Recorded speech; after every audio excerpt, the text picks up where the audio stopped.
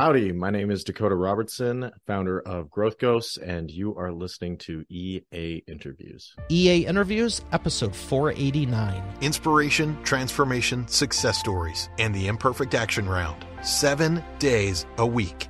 Join Mario Ficini for today's Expert Authority Effect interview. You wanted to get more people to your website? Do you want to get more people on social media? Maybe you want to figure out what your brand voice is. Maybe you want to figure out how to just make people realize you're the definite go-to business in your field. You know, the competition's doing it, but maybe you're not. There are some secrets that a lot of people don't know, and that's why I'm excited to have Dakota Robertson on today's episode. He's the CEO of Growth Ghost, and it's a lot of fun talking about, you know, as a publisher, I love words and linguistics and stuff, but words, communication, and ghostwriting. If you're not using it in your marketing currently to increase sales and drive traffic, you're kind of missing the boat. And I'd even venture to say you might not even know what your own brand's voice is. I am so excited to break this down with you right after we thank our sponsor. Every business needs a book, including yours. And that's why I'm launching my new book to help you regardless of where you think your current writing abilities are. Visit eapublishingmethodbook.com today to learn the 7 steps to publish and promote your nonfiction lead and profit-generating business book in 8 weeks. Once again, that's eapublishingmethodbook.com. Here he is, ladies and gentlemen, Dakota Robertson. Dakota, how are you feeling today? I am Peachy Keen Jelly Bean. How you doing? I'm doing great. And it's so fun to talk about this because, like I was saying, so many people, I think everyone knows about social media and they know about marketing and they know about sales, publishing, whatever the case is. But in your words, what would you say most people are missing? Because I kind of just gave my standpoint on it, but I think personality. I think a lot of people approach social media or even writing in general, and they think it's just conveying information, but they forget about the emotional aspect. And that's what builds a brand opposed to, just building a following or just putting words on a page. Because if people wanted to just have information, they Google it or use ChatGPT now. that's a very good point. How do you interject personality into it? And when you're writing for other people in your team, how do you figure that out? Yeah, I think it boils down to vulnerability. So a lot of people, they don't want to, appear unprofessional, or they don't want to come across a certain way. So they just stay in the lines of the coloring zone. They don't go out and venture, and they don't add personal stories. They don't tell people what their actual thoughts are. They just stay in the safe zone. And I find the brands that really pop off and that are adored by people are the people that are sharing their stories, the people that are sharing their opinions. And it might be polarizing, but that's how you build that community, because people are kind of tired of everyone saying the same stuff in the same way. So if you can lean in and actually have the courage to share those stories, those opinions that people might be afraid to say, that's what's really going to connect with people, because everyone's just waiting for the person to take the first step. And it's not until you actually share those stories that people are like, oh yes. And you can do that by, looking at, okay, what are the things I've done in my life? It might be failures, losses, wins, transformations, and sharing that. And naturally, when you even convey those stories, more personality is going to come up. You're going to light up when you talk about that stuff. So I find that's the biggest thing. I was going to make a joke about people hiding stuff and say, you're telling me that not everyone tells the truth 100% of the time? Crazy. Yeah, unbelievable. Why do you think it is so hard to be vulnerable and open, especially with business stuff? I think it's because we kind of live in a era nowadays, especially where, it's very PC. You got to be politically correct. If you don't, you might get canceled, stuff like that. So that sure hasn't helped. And also, I think it's normal, going through school or whatever growing up. where you might get picked on, or you might, you're picked on for being different a lot of the time when you're growing up in society. So 100%. people, yeah, the people will take that and you'll leave these imprints on them. So they go down, down in life, and they're like, oh, well, last time I shared my opinion, someone shot me down, or last time I raised my hand in class, I got the wrong answer and it's humiliating. And they hold on to that, and they transfer it to other areas in life, and they're like, oh, if I put my opinion out on social media, someone might call me out or something like that. So it is scary, but I find the more you practice vulnerability, the more you put yourself out there, the easier it gets. But the unsexy answer is you just got to keep doing it, and bit by bit you'll build your confidence. But yeah, it's an interesting path. I actually just saw something on social recently, and it said, I don't know a single entrepreneur that at some point in their career, especially starting up, was screwed over by a client or someone on their team. And it's like, how do you get past that? And I'm like, wow, I've never heard anyone talk about it. And I'm like, only one? Yeah, you have a whole collection. If get a year or two in, you got a whole gang of that. Yeah. You had said something. I'm trying to behave, but we'll see where this ends up. Being politically correct and all that stuff that's going on about people being afraid to say what they really want to say. And you had mentioned getting canceled and the vulnerability aspect. Do you think there's more fear around? Obviously, it's not natural. I don't think we're conditioned to be like, especially men, share your feelings and all this, let alone for business. Do you think people are more afraid now than they were even 3-4 years ago? Yeah, I think so. I mean, you look at the political climate and the social media climate, you look at all these people getting canceled, right? Like, love them or hate them, Andrew Tate got deplatformed, Trump got deplatformed on Twitter. And you look at it like, oh, okay, these people are all the way up here and they're getting deplatformed. Like, what happens to me if I say something wrong, like, will I lose my job? Not all of us are fortunate enough to have different streams of income. Maybe some of us rely on employers or XYZ. What if they see it? And then what if I lose my job?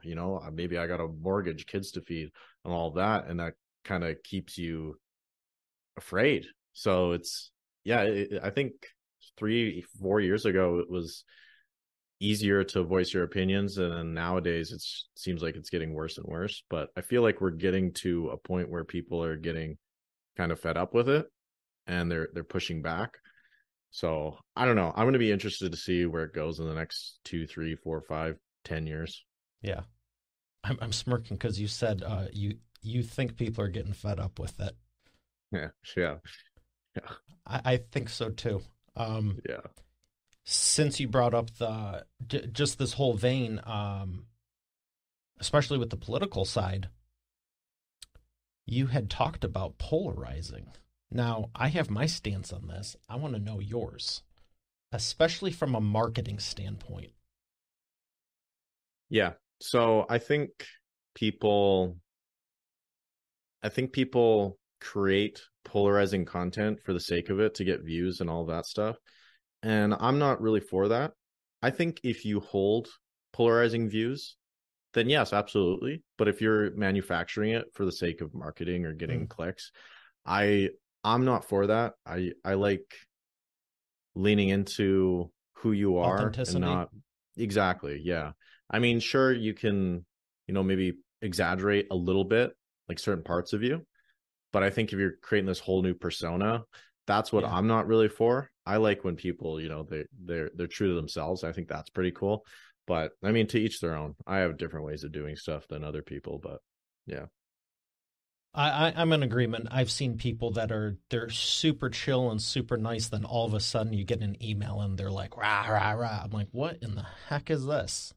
Yeah. But there's the other people who that's their natural state. And it's like, okay, you're going to either like them or hate them. But I think too many people are too afraid to polarize, even 10, 20% one way or another on anything. And I'm mainly asking from a sales and marketing standpoint thing here. But do you think it really does help separate who you're looking to attract and repel from a copywriting and just sales standpoint? Oh, 100%. like the way I conduct my brand, I'm not super corporate. I am not super proper, super professional with my content. So that's not going to attract those types of people. And I don't want to attract those types of people. I don't want to work with those people because I don't vibe with them. I vibe with the people, that, they like to have fun. They still Mm-hmm. get stuff done. But at the end of the day, they're here to have fun and make some money and all of that. Those are the people I want to help because those are the people I connect with. Those are the people I can speak to. And at the end of the day, like that's what marketing is, understanding the person you are speaking to and conveying a message that resonates with them and attracting those people. Like it's just as much about repelling the people you don't want to work with as much as it is about attracting people you do want to work with. I'm in full agreement, and I'm smirking again because long before I even launched the show, I'm like, even with clients 10, 12 years ago, I was saying I want to work with people that that you'd want to hang out with. Yeah. Not just transaction. I can't stand just transactional and stuff. And everything you're saying, I'm like, yep, fun people. Like you're cool. I'm glad you're here, and that I have no doubt it's because we're both on the same wavelength with all this. So, that's exciting, and I love hearing about this because again, so few people are talking about it. So, because I know how rare this is, let's walk the listeners through. Where would you have them start? Would you have them start with a flyer, a brochure, their website? Is there something I'm not even thinking of that's new and cutting edge? That's like, okay, here's what you need to do before you consider any social or digital platform, or maybe it's not even a digital platform. What are your thoughts on offline? So I am biased towards social media. And the Okay. reason for that is because it's a two-way street. You're going to get data from your Mm. content. So, for example, I started on Twitter, now known as X, in 2020 of September.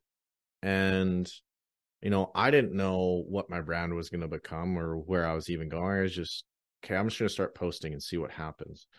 And the beautiful thing is, you're getting data the whole time you're posting, not even just on, your post, but what you want to talk about and what's resonating with other people and what you enjoy. So as you put your thoughts out there, as you're teaching people what you're getting that data. Let's say I post 100 times in the span of a month. Okay, maybe 10 of those posts stand out and they get more engagement than usual. Well, I can take that, like, okay, there's something here. There's something that's resonating with people. Let me create more content or more information on these 10 posts, and you expand upon it. Then maybe you do 100 posts on that. Okay, here's the top 10% from those posts. And then you're going to iterate and create better marketing. You're going to have better ideas.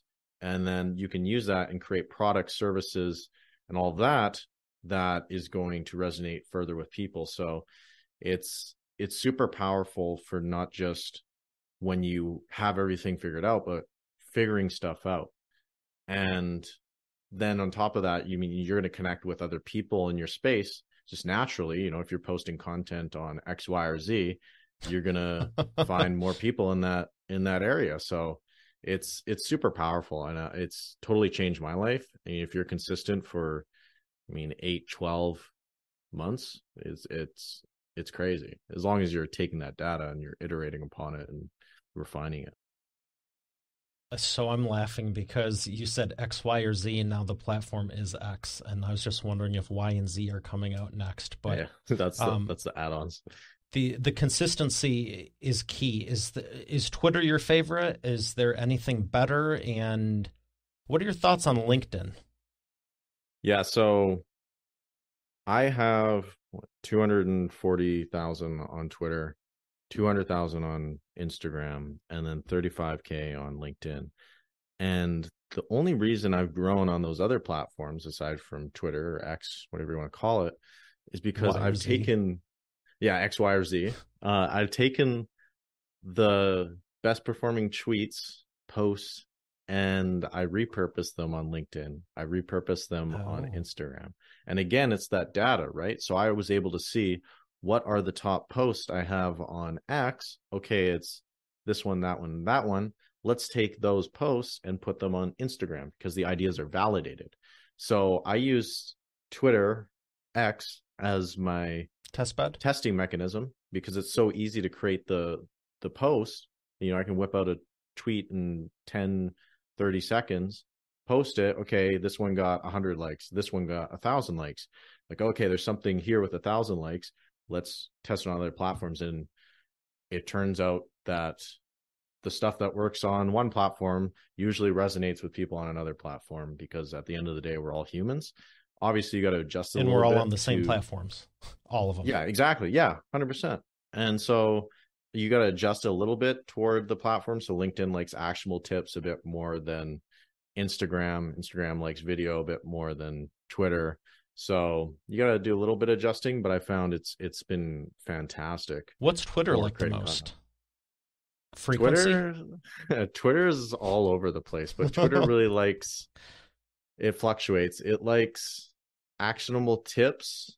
It likes basic level information, and it likes stories. But I've found over the past 3 years, it's been changing. Now the market is a bit more sophisticated on Twitter. Before you could get away with fortune cookie tweets, really, really, really basic stuff. Now it's leaning more towards stories and authority-based content where you're teaching actionable stuff. Yes, 100%. I know once I got the blue, whatever the heck they're calling it this week, you can now do, they basically threw out the character limit. Yeah, you can post really long stuff. So you're using Twitter as okay. So I know everyone wants to hear how many times a day, what's the secret formula, what's the best day, what's the best time, and I'm sure there are better ones. I know you have to test it for yourself, but would you say that just frequency is the name of the game for Twitter or at least with what you're doing to figure out what works? Because it doesn't seem like there's a limit. I know Instagram and LinkedIn, last I knew, they don't want you blown up 25 times a day. Yeah, I found with Instagram and LinkedIn, it's better to do one really quality post a day. With Twitter, I would recommend 3 to 5 posts a day. And not even once an hour, huh? No, I wouldn't do once an hour. I think that's too much. I think you want to focus on quality and quantity.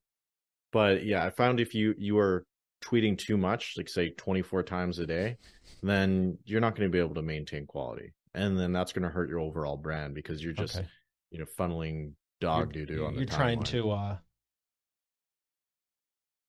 every word I probably shouldn't say, game the algorithm. Yeah, 100%. Yeah, I think people are catching on to that and kind of over with it. Yeah, it really shows in the quality of your content too. If you're just spamming stuff, it's not good, and it just tarnishes your whole brand. So don't post 1 to 2 times an hour. I remember when everyone was saying, yeah, it depends on your frequency. Like you can go up to 2 if it's a engaging audience or 1 if they're more mellow. I'm like, I don't know anyone that's going to read 48 posts a day. Like they have nothing going on. No, that's crazy. But commenting though, that's where, if you're trying to get to 10,000 followers quick, the way you do that is by commenting. I would recommend 25 times a day. And 25 find the people commenting on 25 other posts. Yes, so find the people that have the audience that you want, and then comment 25 times on different. Make a list of 50 to 100 people. Comment on 25 of those every day, and don't just leave a comment where like, "Oh, good job," or drop a fire emoji. Add to the conversation. So I like using the yes and improv framework. Yes, where you expand upon what the person is saying. Like, yes.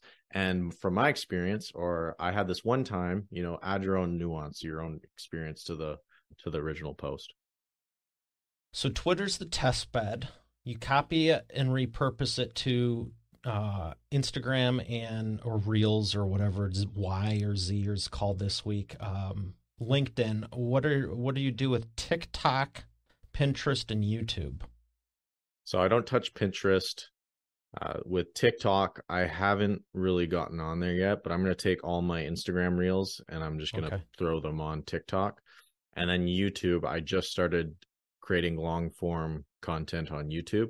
But what I'm doing with YouTube is I'm taking my long form posts that are validated from Twitter, X, and I find the validated ones from that, and then okay, that's got the basis for my script. And then I take my long form YouTube script and I turn it into a newsletter.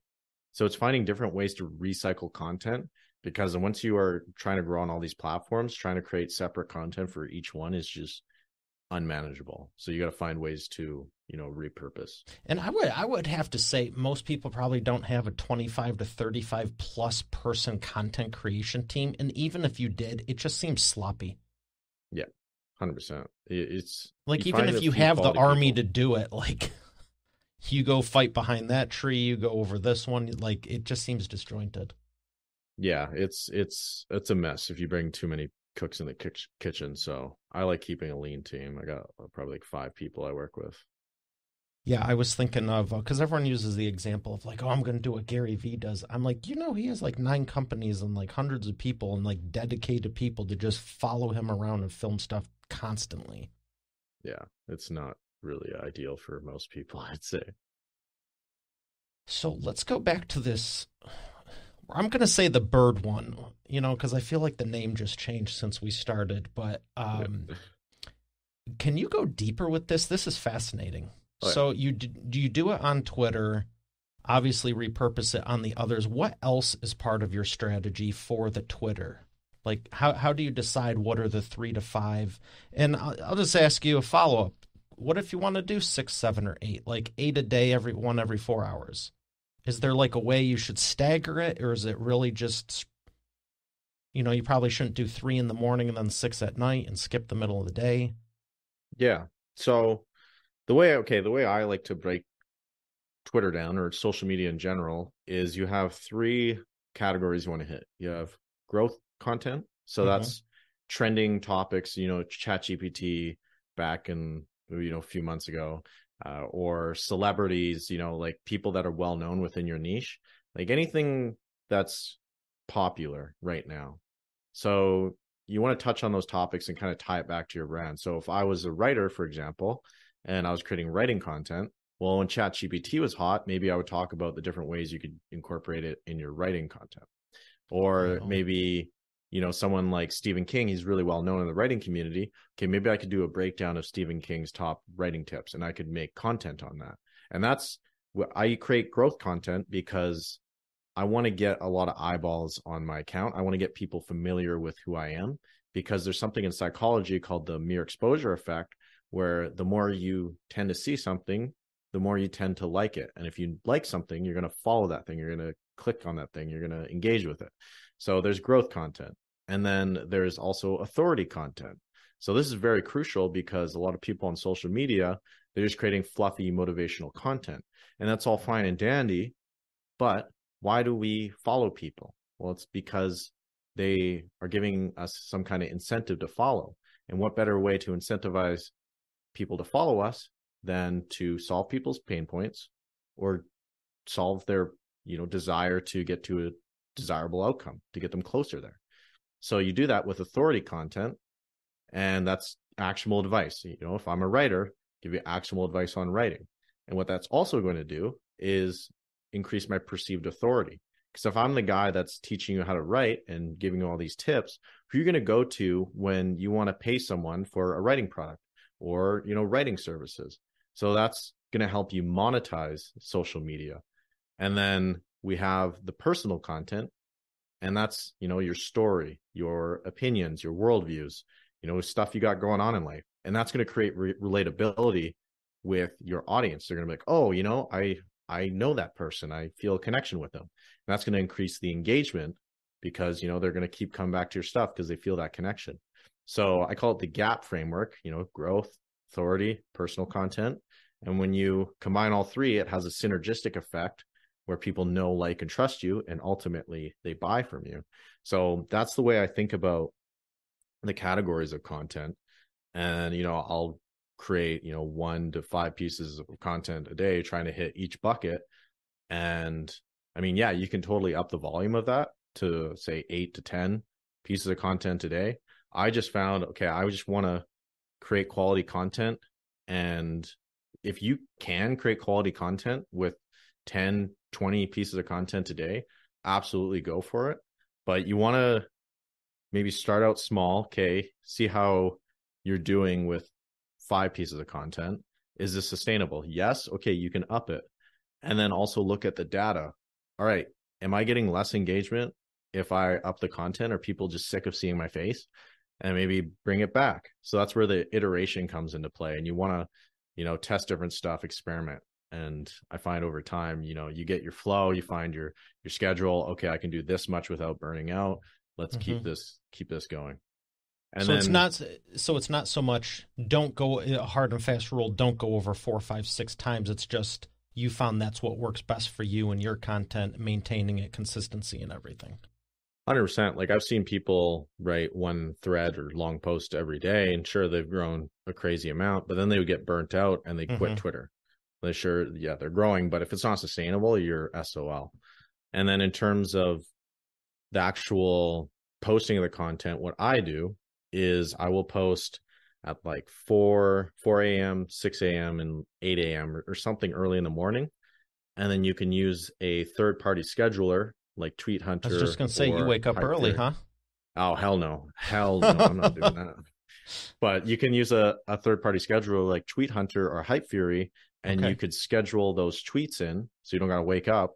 And then it also has a feature where it can auto retweet your post. So let's say I want it to retweet 6 hours later. Well, it will just do that for me, and it'll do it 3 times a day or how many times a day you want at whatever. Oh, so you hit the afternoon crew and the night crew. Exactly. So you're hitting different time zones. So you're maximizing engagement.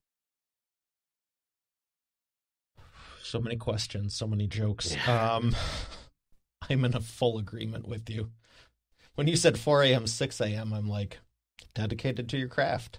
Yeah, not that dedicated. Don't blame you. You're just working smart. I always love it when the post, it's like the secret to success is waking up at 2 a.m. I'm like, I'm probably still up at 2 a.m. from the day before. There's no way. Anyway, do you like to, you said tweet something in Hype Fury. Do you recommend specific to Twitter only or something that can do all of them? You can do all of them. I mean, sometimes I do stuff specific to Twitter, but I mainly just do all of them. And then just test how they do. And then we're okay. Would you ever recommend native content for Twitter? I've heard LinkedIn likes it. Yeah, I mean, I've seen people talking about the Twitter algorithm lately on Twitter, X, Y, Z, and it's been doing really well. And that's because it's relevant to those people. So the more relevant you can make your content to somebody, the better it's going to do typically. So the likelihood that they're knocking you down for using a third-party tool is a lot less on that, and probably more of it was crap content to begin with. 100%. Yeah. Okay. There's no, at least to my knowledge, there's no penalty for using a third-party scheduler because all these third-party schedulers, they're massive companies. Any third-party, they're paying $42,000 a month to Twitter, so they don't want to penalize people for using those schedulers. Yeah, they gotta make their ROI back.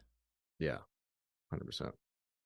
So, outside of social media, is there anything you think of that's worth focusing on to generate that ROI for the sales and marketing, or can you pull this all off just strictly with Twitter and different social medias done right? Oh, you can do it off of social media if you do it right. I mean, okay, this is one big thing. Like, actually do interesting stuff in real life. Like, actually work on a business if that's your thing, or actually go out, talk to people, create these experiences, get stories, and then you can incorporate it into your marketing and your sales and your brand, which is ultimately going to get you more, sales. Surprisingly, it's crazy.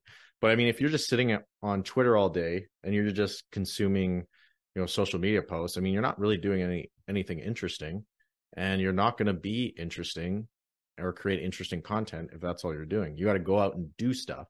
And it's kind of like a hunter and gatherer stuff, if you're going out and getting all this information, actually applying this stuff, you're gathering. And then when you're posting, maybe it's kind of like you're hunting for leads or followers and stuff like that. So keeping that mindset, got to be interesting to get people interested. But yeah, you can build a crazy business with social media. Like I've changed my life just by posting a few times a day on social media and grown my business to a crazy amount. Can we dive into that for a little bit? I didn't lead with it, and you seem super down to earth and everything. But for everyone listening, you took your business from 0 to 6 figures a month in 3 years. Is that correct? Yeah. So I've been averaging around $100,000 a month, but yeah, I've done launches with my programs where it's $250,000 in 1 month, and that's at 85% profit margins. So it's not even comparable It's to, not horrible. I'm not complaining.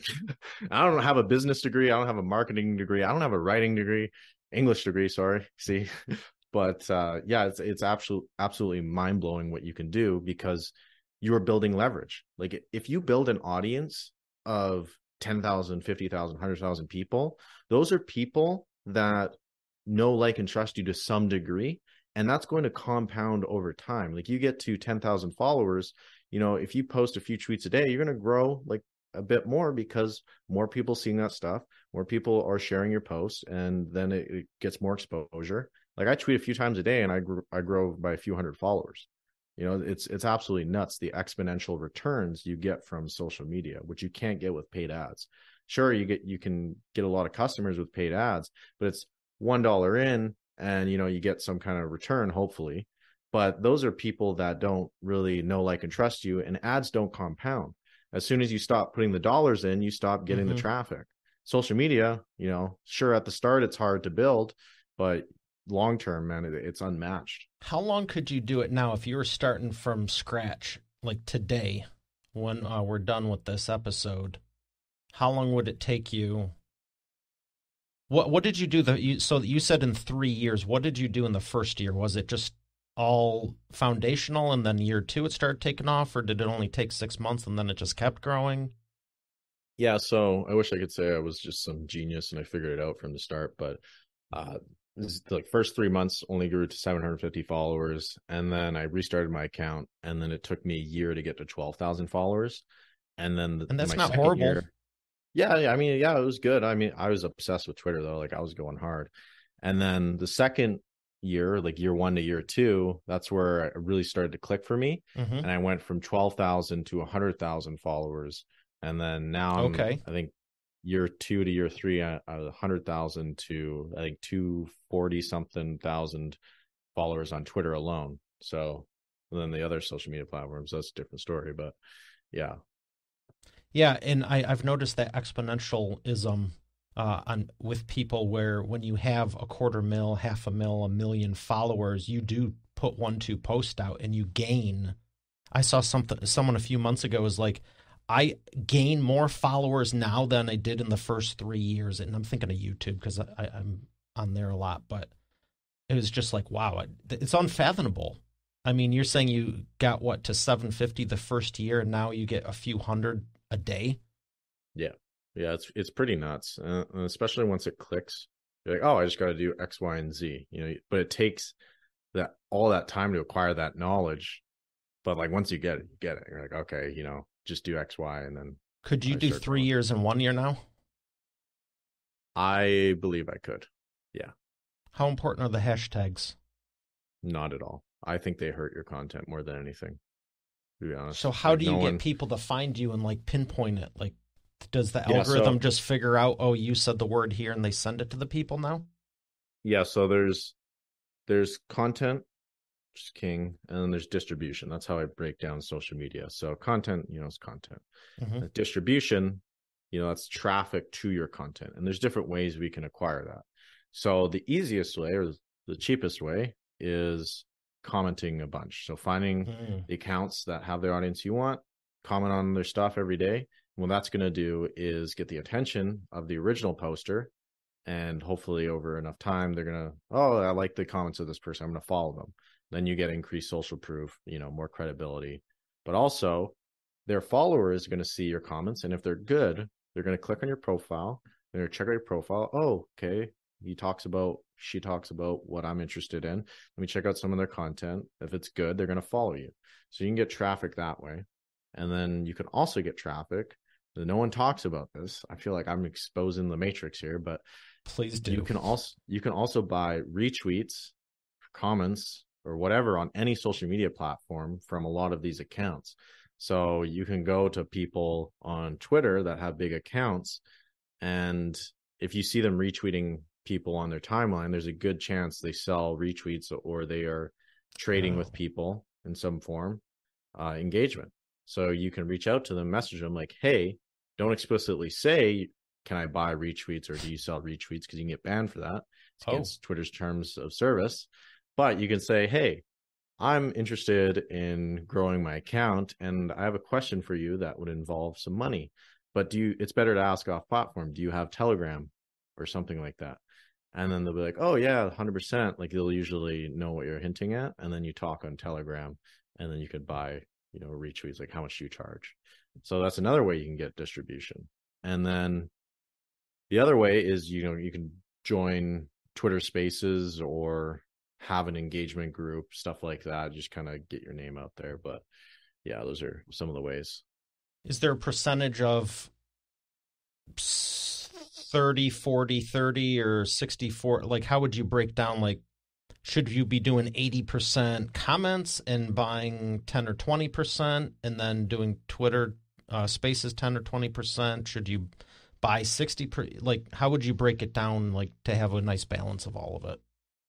I would, if you're 0 to 10,000 followers, I would focus on a ton of comments. Commenting. Yeah, so I think that would be like your 80%. And then once you feel like your content is solid and it's getting decent engagement, like organically, that's the only time I would be like, okay, let's get some paid retweets on this because I already know. Yeah, because if you put retweets or engagement on bad content, it's like putting whipped cream on dog crap. So it's not going to be really enticing. So yeah, I would focus on a ton of comments at the start. Once you feel confident, you're getting decent engagement, throw some retweets on it. And then Twitter Spaces are super slept on. So I would hop on Twitter Spaces. I would host Twitter Spaces. I would interview people with a big audience. And that way I'll leverage their audience and I'll get followers from that. Because when you talk on Twitter Spaces, then people are hearing your voice and they are connected way more. They can hear tonality. They can hear you go into nuance more than a tweet ever could. So find Twitter Spaces are amazing for growth. I wonder if I can hook up the show to that like I did with Clubhouse. I know you can live stream. I'm not sure how you do it with Twitter Spaces, but I'm sure there's a way. Yeah. Because this is going on. I don't even know if it's not been Periscope for some time, but I've had this on Periscope ever since 2016. I mean, when Meerkat and Periscope came out years ago, I was on those because my background's in video production and all that. So it wasn't anything for me. But I know Instagram has been harder unless you have a third-party tool. But I know we found workarounds for Clubhouse, like from an audio thing and looping different things around there. But those are all great insights, and I appreciate you for sharing them and exposing them. I think a lot of people are still treating whatever it's called like it first came out, and they're like these short posts, but then all you have to do, I've told people, just take a look at like whoever you're following, see what they're doing. You just went to this seminar and they're saying do 24 posts a day that are short form, but this guy over here is writing articles on there now. And you're following 100%. Him. Yeah. So you got to practice what you preach, and like learn from people that are in the position you want to be in. It's always funny to me when I see a Facebook ad that's like Facebook's trash, use YouTube ads or Instagram ads or Twitter ads, and then Twitter's doing the same thing. Like advertise like on Facebook, like trainer. Really? Yeah, 100%. I gotta ask you this. You want yellow or black? Black. Nice. All right, we got the wheel of whatever here, and I have a fun question. Look at that one. You mentioned doing stuff for fun. Yes. What do you like to do for fun outside of killing it with all of this? I was going to say work. No, but travel. I love travel. Absolutely changed my life. I've been traveling a lot for the past year, but I went on a backpacking trip when I was 19 to Southeast Asia, to Thailand, Vietnam, and Cambodia. Oh, wow. Absolutely changed my life. I did a month in each country, and it made me realize I value freedom, location freedom, time freedom, work freedom. Financial. And that really shaped, financial freedom. It shaped my life. And it's the reason why I pursued entrepreneurship, and the reason why I'm doing what I love now. So, yeah. Glad to hear you are. I got to ask, what were you doing? So this all kicked off 3 years ago. What were you doing 3.5, 4 years ago? And how did you decide to go from A to clearly killing it with B? I've been an electrician. I've been an Indian food delivery driver. I've been a server. I've been a medic. I've been a security guard. I've been a pizza delivery driver. I've done it all. And I would bounce around from job to job, but I would just be miserable. Like, I would hate being told what to do. I got to do X, Y, and Z. And I just didn't enjoy life. I was like, oh, is this what I got to look forward to? And I would look around, surrounded by miserable people, and I just couldn't take the pain anymore. So good for you. I was really determined on making a change, and I didn't know how, but I was going to find a way to make it work. And I was fortunate to stumble upon Twitter when I did, and went all in on that. Glad you did. Way to take the courage. You're bringing me back when I started my first business at 12. I never really had a career job or anything. But I sold that one to start this one in college a couple years ago. And I don't you're a regret natural thing. entrepreneur. That's awesome. All right, we're going to thank our sponsor and come back for the imperfect action round. You've heard me say every business needs a book, including yours. And it's true. And that's why I'm launching my new book at eapublishingmethodbook.com, so you can learn the 7 steps to publish and promote your nonfiction lead and profit-generating business book in 8 weeks. But you know what? Don't take my word for it. Take it from a few of my authors, we are back like Lori. I went from having an idea and a possibility to actually getting my book published. Or Catherine. What is Thank you for making my the mom fastest path to number cash? one best-selling author. Or Mary Alice. Just What he got done shooting for at me the hip in and 3 seeing what days sticks. regarding my book launch. All right, number 2. What is the biggest problem? Unmanageable. depressed make John the Cody. fastest way I've worked with Mario over the phone and online, and he's been very helpful in getting me where I needed to go with promoting my books. Rocio. There's no way in the world I would have been able perfect, to do this with somebody but else. the Again, best I've way attempted it in the to past. get to It that didn't level is serve to me. be As a matter of imperfect. fact, I ended up more and frustrated actually than anything. put stuff out So there this has and been a teach very people seamless a few steps process. behind you. Adele. If you're Don't be looking afraid of for that an vulnerability. amazing business Yeah, coach, I 100% highly into it. recommend Mario Ficini. Or Bill Benner. 3. I can't What is the make best a way higher to maximize recommendation customer lifetime for value? than to work with Really Mario focus Ficini. on He the has been emotional great experience for me, and right now just as much I won't work as, with anybody else except for professional Mario. Hey, experience. their words, So, not mine. Visit over-communicate, eapublishingmethodbook.com really to get your empathize with copy, that person and I look forward to and hearing focus your on transformation what are their as our needs, next not video just success story. professionally, but Once like again, how that's am I delivering the service? How am I eapublishingmethodbook.com. talking to them? Are they getting the attention that they need, and just being obsessed with their experience? Very good. Where would you like people to learn more about your courses and offerings? Yeah, if you go to dakotarobertson.net, you'll see all my stuff there. And yeah, that's my main hub there. And they can check you out on Twitter or X or whatever it's called next week. Yes, at Wrongs to Right, WRITE. All right, very good. As a publisher, I have to ask you, what books have helped you? Yes. Awareness by Anthony DeMello. This is more of a spiritual book, but it's been really formative with how I see the world and business and my relationship with myself. And Influence by Robert Cialdini, just understanding cognitive bias. And yeah, I would say, $100 million Offers by Alex Hormozi, his new book, $100 Million Leads, have been really, really helpful for me in business. Excellent. Well, thank you so much for everything you've shared, and congrats on all your continued success. Yes, appreciate the thoughtful questions, Mario, and thank you for having me on.